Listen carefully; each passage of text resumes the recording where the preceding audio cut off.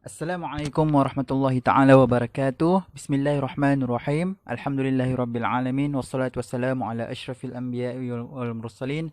Wa ala alihi wa sahbihi ajma'in. Hai pelajar-pelajar lima muslim, apa khabar semua? Setelah cuti 2 hari, kita bertemu lagi pada hari ini, pada hari Ahad 21 Februari 2021. Alhamdulillah, cikgu telah terima banyak kerja-kerja rumah yang telah dihantar oleh murid-murid darjah 5 Muslim. Terima kasih atas respon dan tahniah kepada semua yang telah buat. Okey, sebelum tu cikgu nak tanya apa khabar semua. Sihat, semoga sihat selalu dan ceria-ceria selalu. Okey, pada hari ini cikgu akan menyampaikan kitab tafsir Al-Quran dan hadis. Tafsir Al-Quran dan hadis darjah 5. Cikgu harap semua dapat fokus dan tumpukan perhatian. Okey, buka kitab tafsir muka surat 4, 5 dan 6. Muka surat 4, 5 dan 6. Buka sekarang. Okey, kita teruskan pelajaran kita. Okey. Sebelum tu mari kita sama-sama membaca doa sebelum belajar. A'udzubillahi minasyaitonirrajim. Bismillahirrahmanirrahim. Allahumma aftah alaina hikmataka wanshur alaina min khazaini rahmatika ya arhamar rahimin. Ya Allah, bukakan kepada kami hikmatmu dan berikan kepada kami rahmatmu. Ya Allah yang maha pengasih lagi maha penyayang. Alhamdulillah, amin ya rabbal alamin. Okey, semua dah buka kitab muka surat 4. Sebelum kita terus ke pelajaran, cikgu harap semua fokus. Tak lama insya-Allah, sekejap saja. 3 muka surat saja, 4, 5 dan 6. Okey, mari kita mulakan.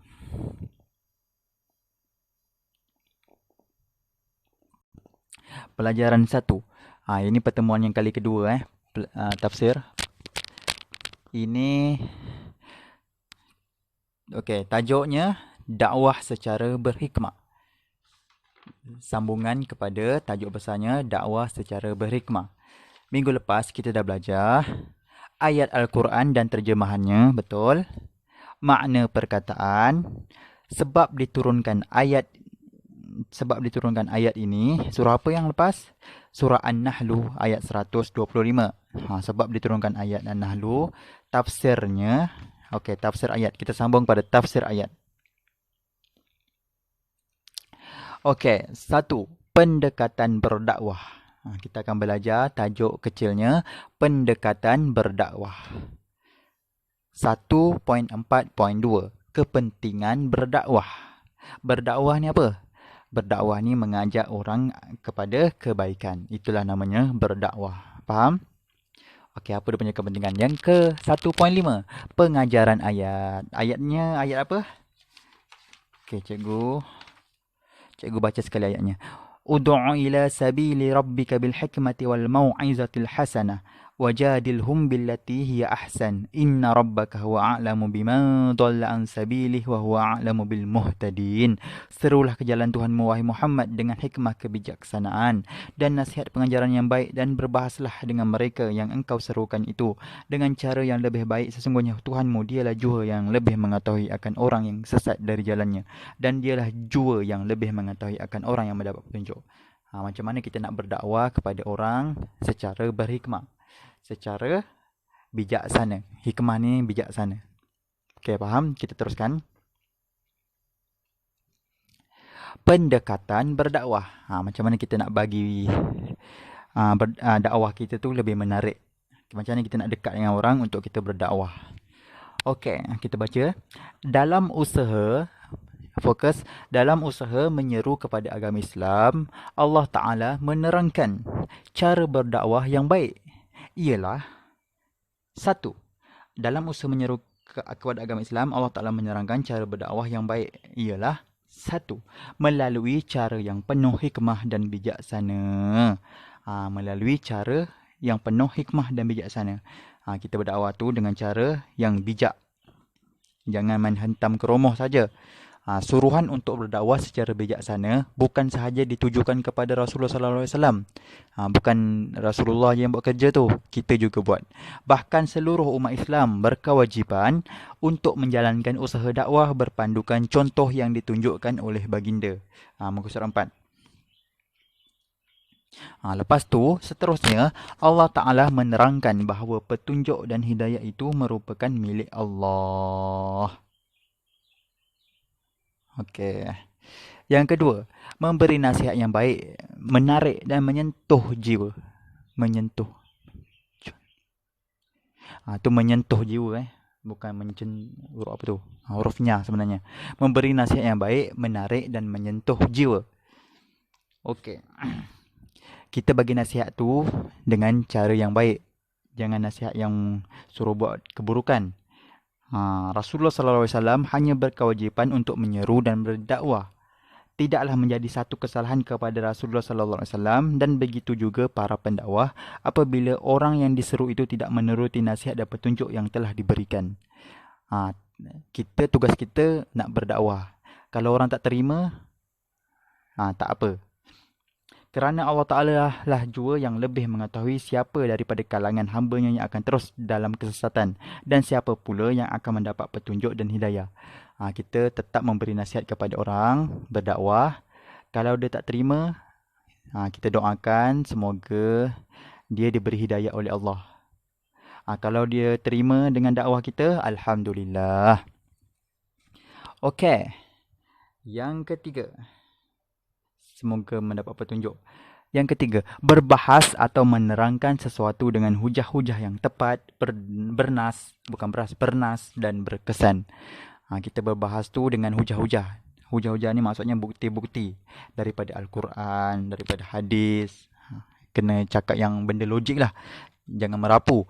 Okey, di akhirat kelak Allah Ta'ala akan membalas setiap amalan mereka sesuai dengan apa yang mereka telah lakukan di dunia ini. Muka surat 5. Tugas menyampaikan dakwah merupakan ibadah yang amat dituntut dalam Islam.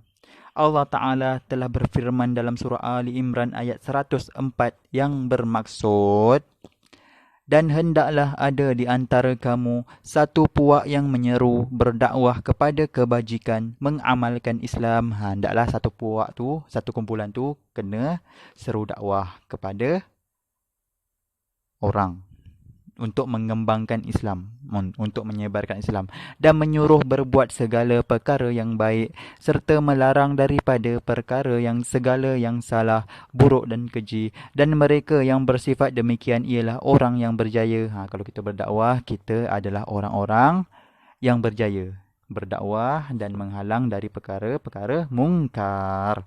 Muka surat 5. Okey. Apa antara kita nak berdakwah ni, apa medium-medium dia? Apa dia punya cara nak berdakwah tu? Antara medium dakwah pada masa kini, pada masa sekarang ni. Media sosial, Facebook, Twitter, Instagram, semua boleh berdakwah. Yang kedua, ceramah, kita kena ceramah, kuliah, forum dan sebagainya. 3, penulisan risalah, buku, buat buku, majalah dan sebagainya. Penulisan juga adalah medium dakwah.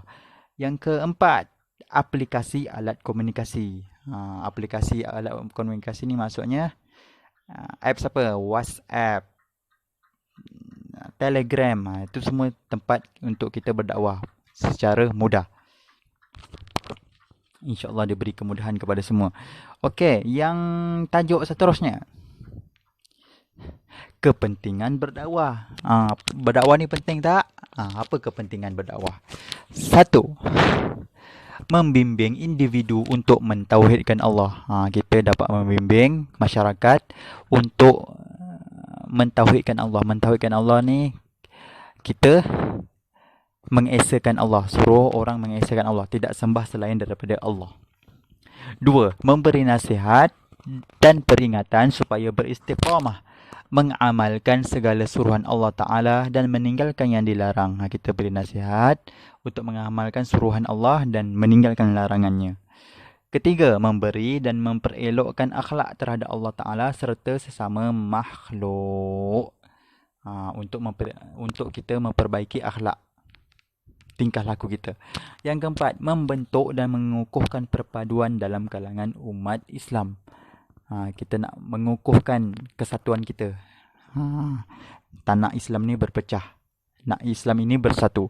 Yang kelima, menyebarkan ilmu dan syariat Islam kepada masyarakat. Untuk kita sebarkan ilmu dan syariat Islam. Syariat Islam ni undang-undang Islam. Macam mana undang-undang Islam? Hudud. Apa lagi? Qisas, ta'zir. Semua itu undang-undang Islam. Nanti kita belajar. Okey, tajuk seterusnya. Pengajaran ayat. Ini yang terakhir pada tajuk ni. Ini adalah tajuk yang terakhir. Pengajaran ayat. 1. Islam adalah agama yang hak dan diredai Allah Ta'ala. Islam ni adalah agama yang satu-satunya diredai Allah.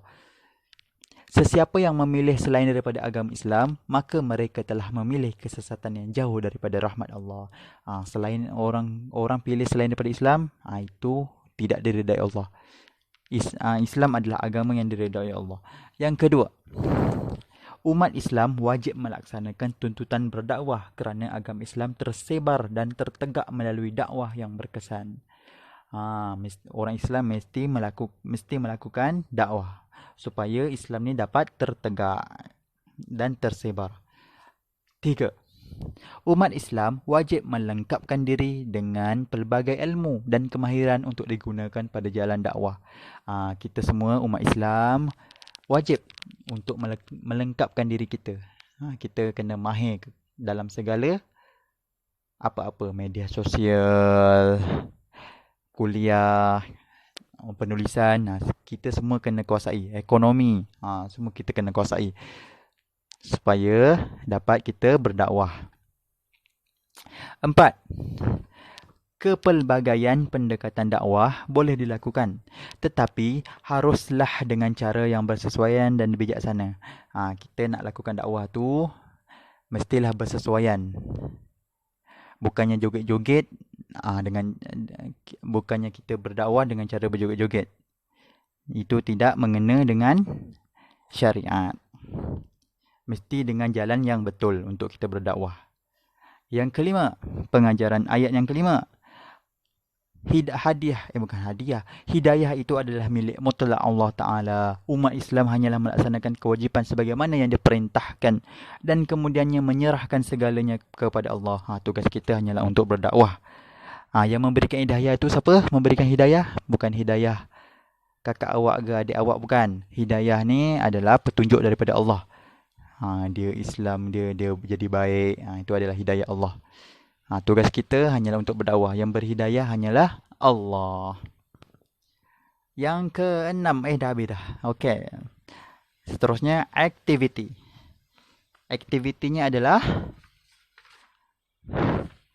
salin kepentingan berdakwah. Itu saja.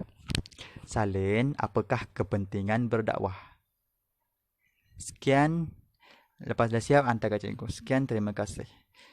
Semoga terus bersemangat untuk kita meneruskan pelajaran. Assalamualaikum warahmatullahi taala wabarakatuh.